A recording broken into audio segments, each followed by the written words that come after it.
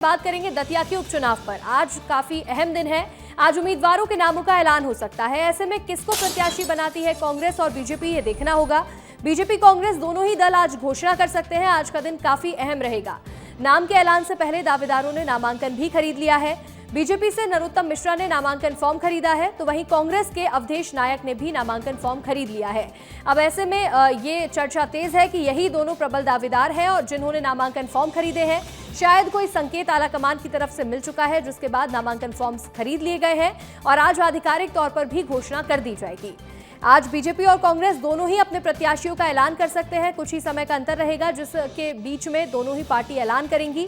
दतिया उपचुनाव पर आज का दिन काफी महत्वपूर्ण है। अब इस बार दतिया पर कौन कब्जा करता है, दतिया कौन जीतता है, देखना होगा। उम्मीदवारों के नामों का ऐलान संभव है। बीजेपी कांग्रेस दोनों ही लगातार एक्टिव मोड में है।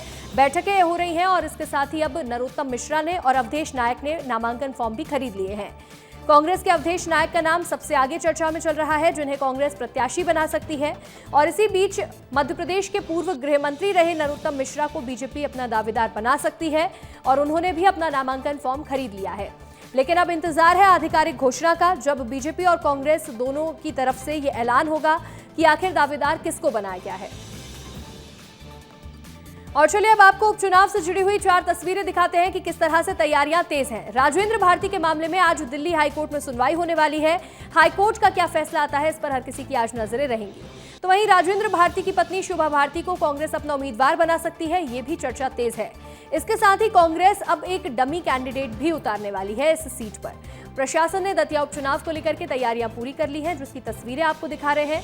ये चारों तस्वीरें दिखाती हैं कि किस तरह से तैयारियां पूरी हैं। और अगर आज हाईकोर्ट फैसला सुनाती है राजेंद्र भारती के पक्ष में, तो ऐसे में एक बड़ा बदलाव भी देखने को मिलेगा।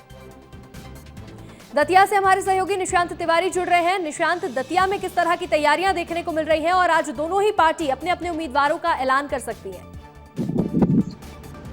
जी बिल्कुल, मैं आपको बता दूं कि दतिया में दोनों ही पार्टियों की बहुत ही जबरदस्त तैयारियां चल रही है। दोनों पार्टियों की बैठक का दौर जारी है, दोनों पार्टियों के जनसंपर्क जारी हो गए। लेकिन हम बात करें टिकट को, तो नरोत्तम मिश्रा जी ने टिकट का नामांकन पत्र भी खरीदा है। और हम बात करें कांग्रेस की, तो कांग्रेस का अवधेश नायक ने खरीदा है। लेकिन कांग्रेस की तरफ से जो पैनल में नाम चल रहा है, वो शोभा भारती का सबसे ऊपर नाम चल रहा है। वहीं आज दोनों पार्टियां अपने अपने प्रत्याशियों की घोषणा भी कर सकती हैं, लेकिन अभी की पुष्टि नहीं हुई है कि किस प्रत्याशी को कांग्रेस टिकट दे रही है। और भाजपा की तरफ से तो केवल नरोत्तम मिश्रा का ही अकेला अभी नामांकन पत्र खरीदा गया है। जी बिल्कुल, अब ऐसे में जो प्रबल दावेदार हैं उनका ऐलान आज हो जाएगा। ये देखना होगा कि किसको दोनों पार्टी उतारती हैं दतिया की सीट पर। आप बने रहिएगा हमारे साथ। निशांत, आगे बढ़ते हैं। दतिया उपचुनाव से पहले एक बड़ा कानूनी मोड़ भी देखने को मिल रहा है। दिल्ली हाईकोर्ट में आज अहम सुनवाई होने वाली है राजेंद्र भारती के मामले में। दोपहर 3:30 बजे राजेंद्र भारती की याचिका पर आज सुनवाई होगी। राजेंद्र भारती के वकील ने सजा पर रोक लगाने की मांग फिलहाल की है। चुनाव आयोग से भी इस दौरान जवाब मांगा गया है। अब फैसला क्या लेती है हाईकोर्ट, इस पर हर किसी की नजरें टिकी हुई हैं। इसके साथ ही राजनीतिक दलों की भी निगाहें हाईकोर्ट की तरफ है कि क्या बड़ा फैसला हाईकोर्ट की तरफ से लिया जाता है। राजेंद्र भारती के वकील ने सजा पर रोक लगाने की मांग फिलहाल की है और इस याचिका पर आज अहम दिन है, सुनवाई होने जा रही है। अब दिल्ली हाईकोर्ट का जो भी फैसला आएगा, इसके बाद दतिया उपचुनाव पर इसका क्या असर पड़ता है, देखने वाली बात होगी। लेकिन एक बड़ा कानूनी पेच भी फंस रहा है दतिया उपचुनाव में। राजेंद्र भारती की पत्नी का नाम भी चर्चा में है कि उन्हें भी टिकट मिल सकता है। तो वहीं अब राजेंद्र भारती की याचिका पर आज सुनवाई है और काफी महत्वपूर्ण ये दिन रहेगा।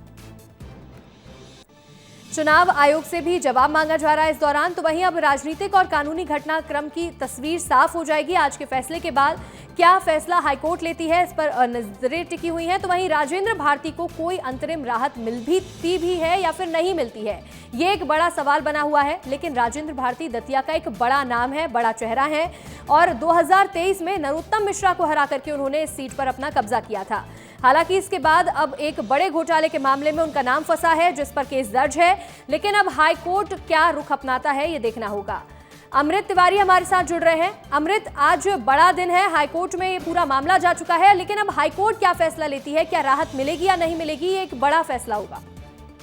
देखिए, इस बात का इंतजार तो भारती को भी है और इस पूरे मसले को अगर देखा जाए, कल पूरी बहस जो थी वो तकरीबन घंटे भर चली थी, तो इससे अंदाजा लगाया जा सकता है कि यह एफडी घोटाले का जो मामला है वो कितना ज्यादा संजीदा है। और खासतौर पे मौके की बात जो चल रही है, जिस तरह से उपचुनाव की तारीखों का अब ऐलान है, उसके अलावा वहां पे चुनावी गतिविधियां तेज हैं, उम्मीदवारों के नाम का ऐलान चल रहा है, तो इस दिशा में अगर देखा जाए तो यह सुनवाई काफी ज्यादा मायने रखती है।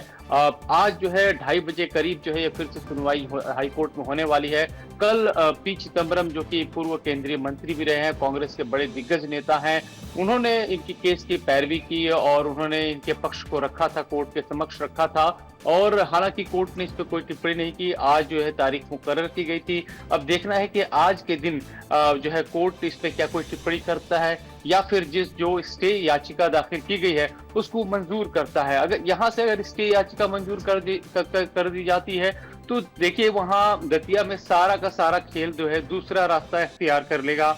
और अगर नहीं होता है तो जिस तरह से पहले से एक लाइन लेंथ लेकर के चल रही है भारतीय जनता पार्टी या कांग्रेस चल रही है, फिर उनको उसी हिसाब से चलना होगा। यानी कि पूरी की पूरी दतिया की जो सियासत है वो कोर्ट के फैसले पे पूरी तरह से निर्भर करता है। कोर्ट जो फैसला देगा उसी के अनुसार आगे की जो है रणनीति भी राजनेता अपना बनाते हुए दिखाई देंगे। लेकिन एक और चीज हैरानी वाली बात इसमें ये आई है, जैसा कि आप जिक्र कर रही थी कि उम्मीदवारों के चयन को लेकर कांग्रेस की तरफ से माना जा रहा था कि शोभा भारती को इस मामले मैदान में उतारा जाए, लेकिन भारती ने ये अनुरोध किया है कि उनके परिवार की बजाय किसी और को चुनाव में उतारा जाए। तो इसको लेकर भी कई तरह की सवाल उठाए जा रहे हैं। खासतौर पर जो कानून की जानकारी ये मान के चल रहे हैं कि जिस तरह के संगीन आरोप है, भले ही पी चिदम्बरम उनकी पैरवी कर रहे हैं, लेकिन वो आरोप बड़े संगीन है, उसको भी कहीं ना कहीं ठुकराया नहीं जा सकता है। बिल्कुल, अब ऐसे में दतिया उपचुनाव को लेकर के सियासी पारा भी बढ़ता जा रहा है। हमारे साथ निशांत भी जुड़े हुए हैं। निशांत, आज का जो फैसला आएगा यही तय करेगा कि अब आगे दतिया उपचुनाव में किस तरह से मामले बढ़ने वाले हैं, या फिर दतिया उपचुनाव की जो सीट है, जो पूरा चुनाव है, ये किस तरह से आगे बढ़ेगा?